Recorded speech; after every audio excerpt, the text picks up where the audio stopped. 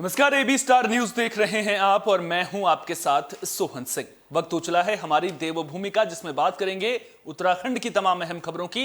शुरुआत करेंगे उत्तराखंड के शीतकालीन विधानसभा सत्र की खबर के साथ में। दरअसल उत्तराखंड विधानसभा का शीतकालीन सत्र 29 नवंबर से शुरू हो रहा है, जिसको लेकर तैयारियां पूरी कर ली गई हैं। विपक्ष तमाम मुद्दों को लेकर सरकार को घेरने के लिए रणनीति बनाने पर जुटा हुआ है। तो विधानसभा का शीतकालीन सत्र 29 नवंबर से शुरू हो रहा है, जिसके हंगामेदार रहने के आसार हैं। शीतकालीन सत्र को लेकर कांग्रेस पार्टी रणनीति तैयार कर चुकी है। नेता प्रतिपक्ष यशपाल आर्य से मिली जानकारी के मुताबिक 28 नवंबर को कांग्रेस विधानमंडल दल की बैठक होगी और पार्टी अपनी रणनीति को अंतिम रूप देगी। यशपाल आर्य ने राज्य सरकार को आड़े हाथों लेते हुए कहा कि राज्य में भ्रष्टाचार, कानून व्यवस्था, बढ़ती महंगाई और सरकार की विफलताओं को लेकर पार्टी शीतकालीन सत्र में सड़क से लेकर संसद तक अपनी आवाज को बुलंद करेगी। सुदेश पवार जी, धर्म सिंह नेगी जी, गजेंद्र सिंह जी, नरेंद्र सिंह जी, दशरथ सिंह पवार जी, प्यार सिंह जी, 28 तारीख को और कलम सिंह कांग्रेस विधानमंडल की बैठक बहुत बड़ी आहूत की संख्या में गई लोग है। यहाँ पहुंचे हैं। इसमें हमारे वरिष्ठ नेता माननीय विधायक विक्रम भाई के साथ विभिन्न प्रदेश के ज्वलंत मुद्दों पर चर्चा करेंगे भैया नया बैठ और जो ध्वस्त होती हुई कानून व्यवस्था है, अंकिता हत्याकांड, कुलदीप पवार, दिनेश पोखरियाल, उधम सिंह नगर में दिन दहाड़े 2 हत्याएं, सजवान जी, डॉक्टर दिनेश मोहन जी, उत्तरकाशी में एक दलित बेटी के साथ बलात्कार, सल्ट अल्मोड़ा में एक दलित युवक अंतर जाति विवाह करता है, उसकी हत्या हो जाती है। अजय चयन सेवा आयोग में भर्ती घोटाला, अन्य संस्थाओं में भर्ती घोटाला के अलावा अन्य संस्थाओं में भी भारी अनियमितताएं, हेरा फेरी और दलित उत्पीड़न की लगातार होती हुई घटनाएं, तमाम विषय है जिसको लेकर हम चर्चा करेंगे और विधानसभा सत्र में इन मुद्दों को, प्रश्नों को, सवालों को उठाएंगे और भाजपा को जवाब देने के लिए बाध्य करेंगे। बात लोकसभा चुनाव की करें तो लोकसभा चुनाव में अभी काफी वक्त है, लेकिन हरिद्वार में लोकसभा चुनाव की सुगबुगाहट देखने को मिल रही है। दरअसल पार्टियां बदलने का सिलसिला शुरू हो चुका है। कार्यकर्ता बीएसपी और कांग्रेस को छोड़कर बीजेपी का दामन थामते हुए भी नजर आ रहे हैं। तो बीएसपी और कांग्रेस छोड़कर कार्यकर्ता बीजेपी ज्वाइन कर रहे हैं। हरिद्वार में आयोजित एक कार्यक्रम में कांग्रेस और बीएसपी के सैकड़ों कार्यकर्ता बीजेपी में शामिल हुए। पूर्व केंद्रीय मंत्री और हरिद्वार से सांसद रमेश पोखरियाल निशंक ने झबरेड़ा विधानसभा के कार्यकर्ताओं को बीजेपी ज्वाइन कराई। इस दौरान रुड़की और हरिद्वार के नए जिलाध्यक्ष संदीप गोयल और शोभाराम प्रजापति मौजूद रहे। निशंक ने कहा कि बीजेपी सरकार के विकास कार्यों से प्रभावित होकर लोग अपनी पार्टी छोड़कर बीजेपी ज्वाइन कर रहे हैं, लिहाजा साफ है कि आने वाले लोकसभा चुनाव में बीजेपी की बड़ी जीत होगी।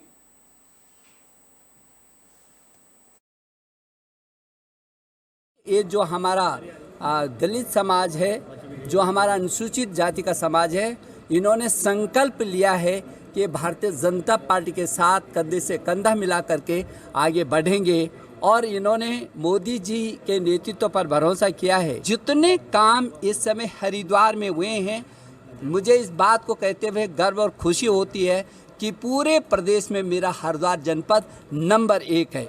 आज मैं ये भरोसा दिला रहा हूँ हमारे इस समाज को कि ये चट्टान की तरह भारतीय जनता पार्टी अनुसूचित जाति समाज के पीछे खड़ी है।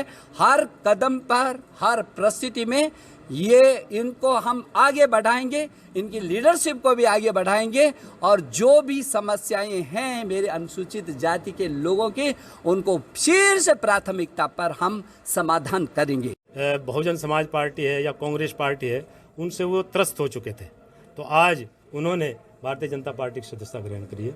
निश्चित रूप से हमारे, आपको मैं बताना चाहता हूं कि 2014 में जब भारतीय जनता पार्टी की सरकार बनी और आदरणीय श्री नरेंद्र मोदी प्रधानमंत्री जी, उस समय भी हमारे एससी समाज ने भारतीय जनता पार्टी को कम से कम 20-25% वोट देने का काम किया और निश्चित रूप से अब के बार तो ये मैं समझता हूँ 50% से भी ज़्यादा वोट परसेंटेज जाएगा।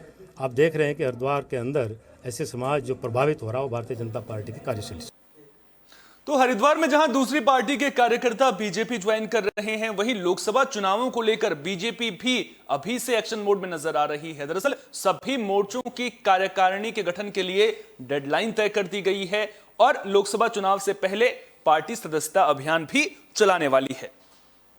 तो उत्तराखंड बीजेपी ने अपने सभी मोर्चों की कार्यकारिणी 30 नवंबर तक गठित करने का ऐलान किया है। प्रदेश अध्यक्ष महेंद्र भट्ट ने सभी जिलों में 5 दिसंबर और सभी मंडलों में 15 दिसंबर तक कार्यकारिणी गठन के निर्देश दिए हैं। इसके अलावा पार्टी लोकसभा चुनाव से पहले सदस्यता अभियान भी चलाएगी, जिसके लिए प्रदेश स्तरीय सदस्यता अभियान समिति बनाई गई है। पार्टी के मोर्चों, विभागों और प्रकोष्ठ समेत जिला और मंडल स्तर की कार्यकारिणी गठन के लिए समय सीमा तय कर दी गई है। 10 दिसंबर तक प्रकोष्ठ विभाग गठन के निर्देश दिए गए हैं। बता दें कि प्रदेश स्तर पर 3 सदस्यीय समिति का गठन किया गया है, जिसमें प्रदेश महामंत्री आदित्य कोठारी, खजान दास और दीपक मेहरा शामिल हैं।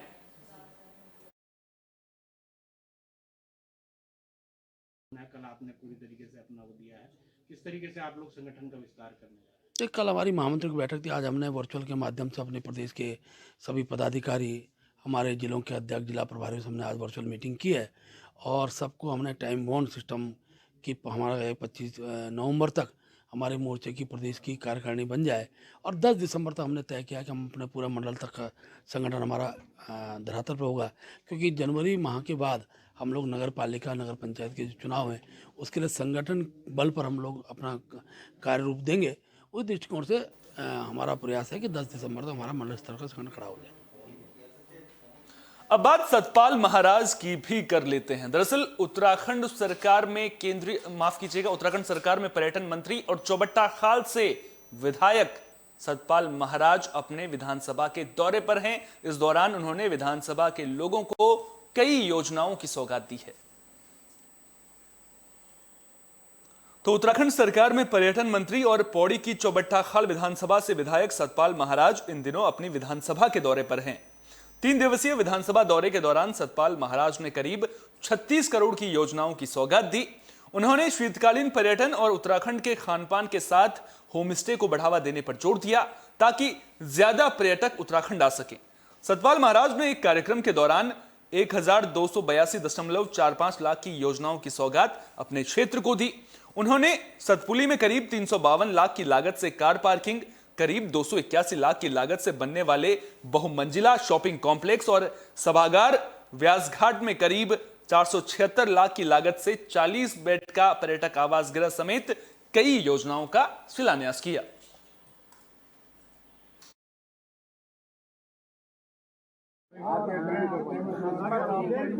महिलाओं का सम्मान करती है और मुझे बहुत अच्छा लगा कि माननीय मंत्री जी के क्षेत्र में मेरा बहुत अच्छा स्वागत हुआ है। और कई जगह मतलब जैसा कह रहा था कि महिला को बनाया है, क्या होगा, परंतु पूरे जिले में लोगों में उत्साह है कि महिला को बनाया है और पुरानी महिला को बनाया है। और वो संगठन का भी, सरकार का भी सबका धन्यवाद देते हैं। सभी कार्यकर्ता खुश हैं। वासियों को 12 करोड़ 19 लाख 82 हज़ार की सौगात दी गई है। इसमें हम लोग सतपुली के अंदर कार पार्किंग बना रहे हैं, जो 3 करोड़ 52 लाख 53 हज़ार का बनके तैयार होगा। इसमें यहाँ ब्यास घाट में एक TRH बनने जा रहा है, जो मुख्यमंत्री की घोषणा है। 4 करोड़ 76 लाख 57 हज़ार। नगर पंचायत सतपुली में बहुमंजिला शॉपिंग कॉम्प्लेक्स और यहाँ पर सभागार बनके तैयार होगा। 2 करोड़ 81 लाख 6 हज़ार की लागत में बनके तैयार होगा। ये यहाँ के लिए बहुत बड़ी सौगात है। चामासूधार में लिफ्ट निर्माण का लोकार्पण आज किया गया है। 1 करोड़ 9 लाख 66 हज़ार। 12 करोड़ 19 लाख 82 हज़ार की सौगात दी गई है। ये 3 दिन के प्रवास में 36 करोड़ की योजनाओं का हमने शिलान्यास और लोकार्पण किया है, जो बहुत महत्वपूर्ण योजनाएं हैं। अभी मैं मैठाणा घाट रसिया महादेव की पंपिंग योजना का करके आया। बहुत इम्पोर्टेंट वो है और उस क्षेत्र के लिए वो पानी पहुंचाएगी, सबको पानी मिलेगा। और यहाँ पर जो है पलायन जो हमारा है, पानी के अभाव में पलायन हो रहा है, सड़कों के अभाव में पलायन हो रहा है, उस पलायन को रोकना। उत्तराखंड सरकार में कैबिनेट मंत्री गणेश जोशी ने उद्यान और उद्योग विभाग की समीक्षा बैठक की। इस दौरान उन्होंने जो योजनाएं चलाई जा रही हैं उनको लेकर अधिकारियों के साथ में बातचीत की और अधिकारियों को तय वक्त पर सभी काम पूरे करने के निर्देश दिए। तो कैबिनेट मंत्री गणेश जोशी ने सचिवालय में रेशम, उद्यान और उद्योग विभाग की समीक्षा बैठक की है। इस दौरान विभाग के आला अधिकारी मौजूद रहे। गणेश जोशी ने अधिकारियों को तय वक्त पर काम पूरा करने के निर्देश दिए। उन्होंने कहा कि उद्यान विभाग में किसानों की आय दोगुनी करने और सेब की पैदावार में निर्धारित लक्ष्य पाने की दिशा में काम करना जरूरी है। गणेश जोशी ने कहा कि उत्तराखंड राज्य को प्रगति के पथ पर बढ़ाने के लिए राज्य में हॉर्टिकल्चर और कृषि को विकसित करना जरूरी है और यह तभी संभव हो पाएगा जब विभागीय योजनाओं को धरातल पर उतारा जा सकेगा और योजनाओं से किसानों को जोड़कर किसानों के उत्पाद को बढ़ाने का काम किया जाएगा।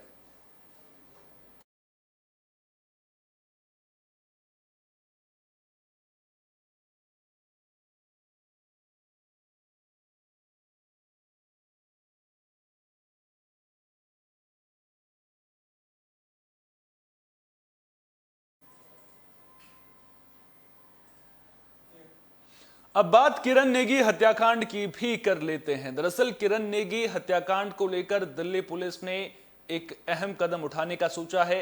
दरअसल दिल्ली पुलिस मामले को लेकर पुनर्विचार याचिका दायर करेगी, जिसे दिल्ली के उपराज्यपाल ने भी मंजूरी दे दी है।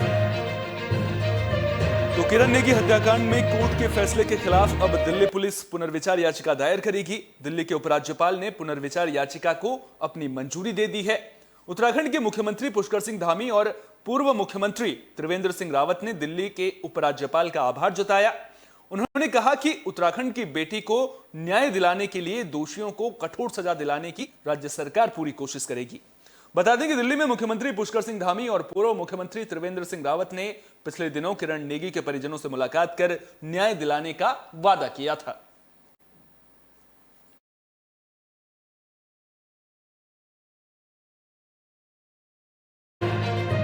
किस तरीके से देखते हैं और प्रदेश अध्यक्ष उससे नाराज है? देखिए, आज कांग्रेस के जो नेताओं की स्थिति हो गई है, चाहे प्रीतम जी हो चाहे हरीश रावत जी हो, अपने अपने अस्तित्व की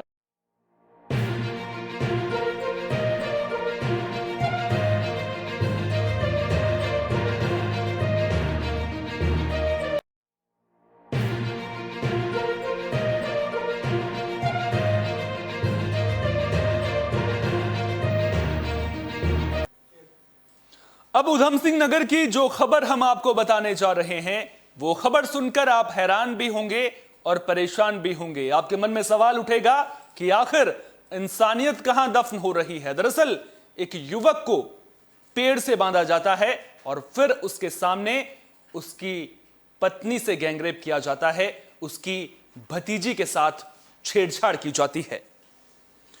तो उधम सिंह नगर से यह हैरान करने वाला मामला सामने आया है। एक युवक को पेड़ पर बांधा गया और फिर युवक के सामने उसकी पत्नी का गैंगरेप किया गया। इतना ही नहीं, उसकी भतीजी के साथ भी छेड़खानी की गई। मामले की जानकारी मिलने के बाद पुलिस की टीम मौके पर पहुंची और युवक को छुड़वाया। फिर तीनों को इलाज के लिए अस्पताल में भर्ती किया गया। जानकारी के मुताबिक युवक पत्नी और भतीजी के साथ लकड़ी लेने गया था, तभी दबंगों ने इस घिनौनी वारदात को अंजाम दिया है। और यह घटना अपने आप में कई सवाल अपने पीछे छोड़ जा रही है कि आखिर इंसानियत कहां दम तोड़ रही है। सवाल यह कि आखिर जिन दबंगों ने इस घिनौनी वारदात को अंजाम दिया है, उन पर कार्रवाई कब तक होगी, क्योंकि उन पर कार्रवाई होना बेहद जरूरी है और एक सख्त संदेश देने की कोशिश सरकार के द्वारा, प्रशासन के द्वारा की जानी चाहिए कि उत्तराखंड में इस तरह की वारदातों के लिए कोई जगह नहीं है और जब इन आरोपियों को सजा मिलेगी तभी कहीं ना कहीं पीड़ित परिवार को सही मायनों में इंसाफ मिल सकेगा।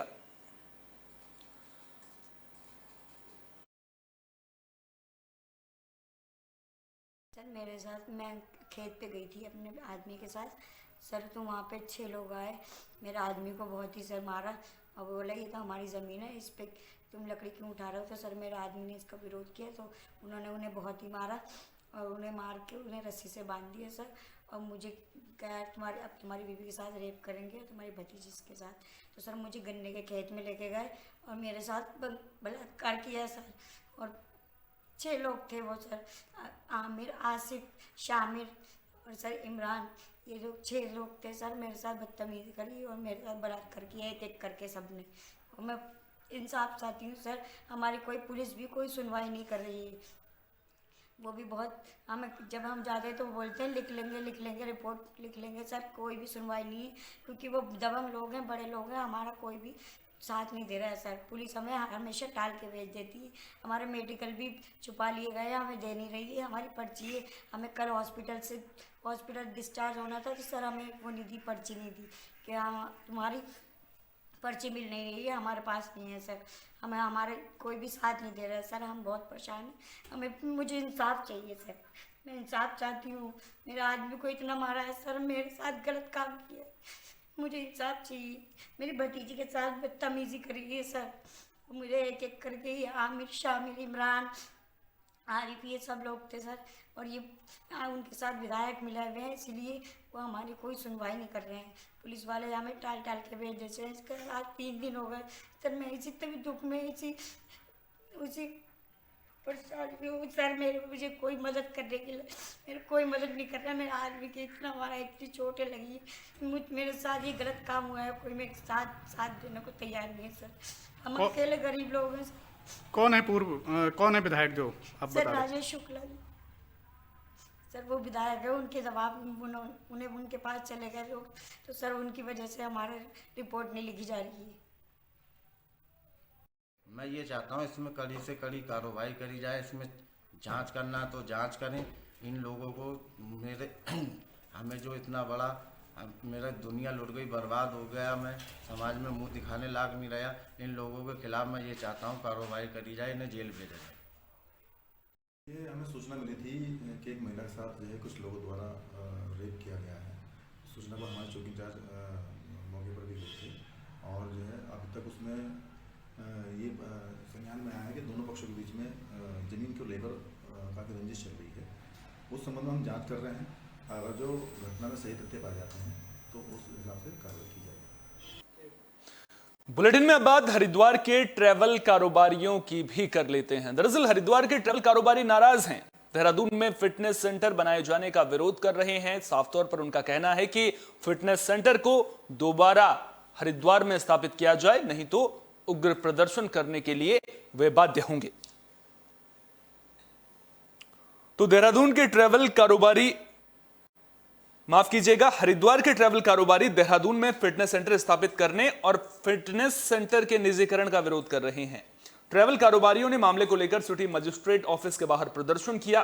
सिटी मजिस्ट्रेट को ज्ञापन सौंपकर ट्रैवल कारोबारियों ने हरिद्वार आरटीओ कार्यालय में पहले की तरह गाड़ियों का फिटनेस सेंटर स्थापित करने की मांग की है।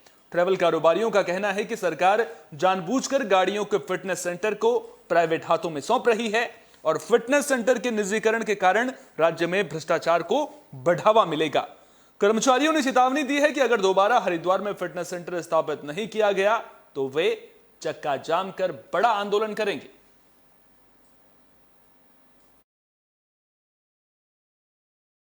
इन्होंने आनंद फार्म में जिस तरह से माफियाओं को लाकर हमारी छातियां बैठा दिया डोईवाला में, हम उसे नहीं चलने देंगे। स्पष्ट सी बात है, पूरे उत्तराखंड में आज जोर शोर से विरोध शुरू हो गया है। आज हरिद्वार का भी विरोध है। इस चीज़ के लिए हम अपने माननीय सिटी मजिस्ट्रेट जी को ज्ञापन दे रहे हैं। माननीय मुख्यमंत्री जी तक ये बात हमारी पहुंचवा दें, अच्छे से ये हमारा पक्ष मजबूती से रखा जाए और उन्हें सब बताया जाए। धामी सरकार ये का संज्ञान ले और तत्काल उसमें एक एक्शन ले, इसे बंद करवाए। जिन लोगों ने आनंद फार्म में चालू करवाया उनके खिलाफ कार्रवाई कराए। एक अच्छी व्यवस्था चालू नहीं हुई है। एक ट्रांसपोर्ट व्यवसाय वाहन स्वामी के ऊपर एक वजन लाद दिया गया है जो पहले टूटा हुआ है, वो सक्षम नहीं होगा इसे लोड को उठाने में। ऐसे हम लोग जो है परिवहन विभाग ले जो उत्तराखंड की रीढ़ की हड्डी मानी जाती है, इसके लिए हम चक्का जाम करना पड़े या किसी भी प्रकार का आंदोलन करना पड़ेगा। हम जो है हर तरीके से सक्षम है और हर प्रकार से मरते दम तक इसका हम पुरजोर विरोध करेंगे। इसको हम किसी भी कीमत पे लागू नहीं होने देंगे। ये देखेंगे कि उत्तराखंड की 70% से ऊपर जो है सारे परिवहन विभाग से सारे परिवार जुड़े हुए हैं।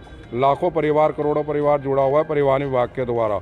अभी ये साथ के साथ अभी तो फिटनेस का है और सुनने में आ रहा है कि फरवरी से जो है हमारी ये पुरानी 10 साल पुरानी गाड़ियों को, जैसे भी उन्होंने ऑटो वगैरह की नीति लागू करी कि 31 मार्च से नहीं चलेंगे। अब बात रुद्रप्रयाग की भी कर लेते हैं, जहां एसपी ने सामुदायिक संपर्क समूह के सदस्यों के साथ बातचीत की और जिले की समस्याओं को लेकर चर्चा की। साथ ही इन सदस्यों से सुझाव भी मांगे हैं।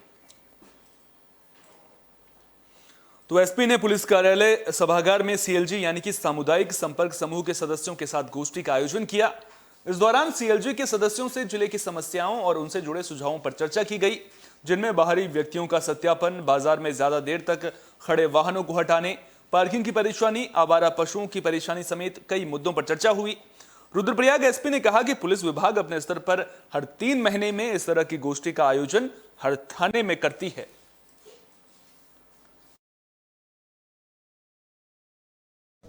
देखिए, आज जो है हमने सीएलजी मेंबर्स की मीटिंग करवाई थी। इस मीटिंग में काफ़ी सारे विषय पे जो है डिस्कशन हुआ है, जिसमें हमारी तरफ से जो है पार्किंग व्यवस्था जो है वो, ट्रैफिक और जो ओवरलोडिंग और ओवर रैश ड्राइविंग होती है उसके बारे में डिस्कस किया गया। और हम पुलिस की तरफ से प्रयास करेंगे कि ये सारे जो इश्यूज़ है, जैसे यात्रा के समय में और यात्रा के बाद भी जो पार्किंग का इशू आता है, उसमें हम जल्द से जल्द कुछ पर्याय ढूंढने का प्रयास करेंगे। और ट्रैफिक से रिलेटेड जो भी प्रॉब्लम्स आती है यहाँ पे, उस पर भी ध्यान देंगे।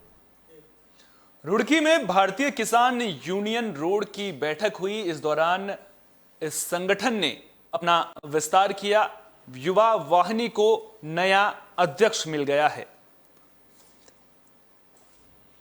तो रुड़की में भारतीय किसान यूनियन रोड की बैठक हुई। बैठक में संगठन का विस्तार किया गया। सचिन को संगठन के युवा वाहिनी का प्रदेश अध्यक्ष बनाया गया। बता दें कि सचिन पहले किसी और किसान संगठन से जुड़े हुए थे और कुछ दिन पहले ही भारतीय किसान यूनियन रोड में शामिल हुए थे। इस मौके पर संगठन के राष्ट्रीय अध्यक्ष पदम सिंह रोड ने कहा कि किसानों के साथ जनता के हितों के लिए भी हमारा संगठन लड़ता रहा है और ये लड़ाई आगे भी जारी रहेगी।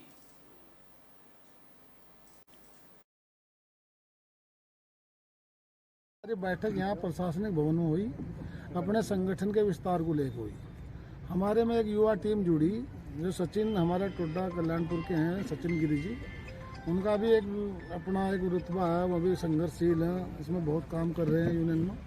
उन्होंने हमारे संगठन में आस्था जताई, हमारा भी उसके प्रति तैयार है। तो हमने उसे आज यहाँ से अपनी यूनियन में युवा प्रदेश अध्यक्ष का दायित्व दिया है और हमें तो उम्मीद है कि वो इसके ईमानदारी निवारण कराएंगे। और क्या क्या है किसानों की और जनता की बातों को कैसे उठाना है, इन बारे में क्या चर्चा हुई आज? ये चर्चा हुई ना, बताया गया भाई अपना किसानों के हम काम कराओ। गन्ने में बहुत किसान परेशान है, जाए यहाँ से लूट हो रही, कचहरी में जाति प्रमाण पत्र के नाम पर हो रही, किसान अगर खतौनी की नकल देने जा रहा है उस पर हो रही, दाखिल खारिज पर हो रही। अच्छा, ये ऐसे सैकड़ों मुद्दे आपने एक बताइए। अस्पताल में जो मेडिकल बन रहे, ये सब पैसे लेकर जो फर्जी मेडिकल बन रहे, वो जो पीड़ित है वो पीड़ित को न्याय नहीं मिल पाता। जो सारा क्षेत्र में पीटने वाला उसको पैसे देकर मेडिकल बना लेता, वो फिर जेल भी वही काटता है। ऐसे यहाँ से बहुत है। तो हमने अपने कार्यकर्ताओं को बताया भाई इस पर ध्यान दो, जो सही जनता के हित के मामले न उठाओ, इसे आगे बचाओ। अगर कोई नहीं मानता तो हमारे पर क्या धरना पड़ता था, उसे बंधक बनाओगे, हम इसका इलाज करेंगे। सर्दियों का मौसम हो और आप घूमने के लिए मसूरी की वादियों में पहुंचे हों, वहां एक कार्यक्रम में आपको हिमाचल के लोक गायक विकी चौहान की आवाज का जादू देखने को मिल जाए, तो फिर आपके लिए इससे बेहतर दिन क्या हो सकता है। दरअसल मसूरी में एक कार्यक्रम में हिमाचली लोक गायक विकी चौहान ने अपने सुरों का जादू बिखेरा है। मसूरी में अगलाड़ा घाटी क्रीड़ा एवं सांस्कृतिक विकास समिति ने केम्प्टी में कार्यक्रम का आयोजन किया। सांस्कृतिक संध्या में हिमाचल के प्रसिद्ध लोक गायक विकी चौहान ने अपनी आवाज का जादू बिखेरा। लोग देर रात तक विकी चौहान के गीतों पर थिरकते नजर आए। विकी चौहान ने कार्यक्रम के दौरान अपनी सुरीली आवाज से लोगों को बांधे रखा। मीडिया कर्मियों से बातचीत के दौरान विकी चौहान ने कहा कि हिमाचल और उत्तराखंड की संस्कृति बहुत मिलती जुलती है और जिस तरह से उन्हें हिमाचल में प्यार मिलता है, उसी तरह उत्तराखंड की जनता भी उन्हें बेहद प्यार करती है। विकी भाई, आज पहाड़ों की रानी मसूरी में है और शिमला की यादें ताज़ा हो गई होगी आज तो? बिल्कुल, शिमला को देख लीजिए, मसूरी को देख लीजिए, तो ये तो ऐसे जैसे अपना घर जैसा है। और मसूरी तो पुरानी यादें ताज़ा होगी। जब मैं मसूरी पहली बार यहाँ पर आया था उस वक्त भी लोगों ने बहुत प्यार दिया था। और पिछले कल मैं कैंपटी में था और सच में नतमस्तक हूँ ऐसी जनता के आगे कि रात को 3 बजे तक भी कोई हिलने के लिए तैयार नहीं और सब मस्ती कर रहे थे। एक कलाकार के लिए और क्या चाहिए कि जब वो किसी मंच पे होता है और उसके ऑडियंस, उसको प्यार करने वाले लोग उसको इतना मान सम्मान देते हैं कि पूरा रिस्पॉन्स देते हैं। और जो भी गाने गा रहे थे और पूरे गाने सब लोग, जबकि ये जौनपुर का क्षेत्र आता है, यहाँ पर थोड़ा पहाड़ी का जो है कल्चर गढ़वाल से मिलता जुलता, लेकिन यहाँ पर जो हिमाचल की नाटियाँ चलती है, जो यहाँ पे जौनसार के गाने चलते हैं, जो भी गाने में गा रहा था लोगों ने बेहतर रिस्पांस दिया और बहुत प्यार दिया। उसके लिए मैं पूरी कैंपटी का, पूरे मसूरी के सभी लोगों का, कितनी भीड़ वहाँ पे हज़ारों की संख्या में पाँव धरने के लिए तो विकी चौहान को आप सुन रहे थे, वो बता रहे थे कि हिमाचल की संस्कृति और उत्तराखंड की संस्कृति किस तरह से एक दूसरे से मिलती जुलती है। साथ ही साथ वो लोगों को संस्कृति का महत्व भी समझा रहे थे। हमारी देवभूमि में फिलहाल के लिए इतना ही। देश दुनिया की तमाम अहम खबरों के लिए बने रहिए AB स्टार न्यूज के साथ, क्योंकि यहां पर खबरों का सिलसिला कभी नहीं थमता।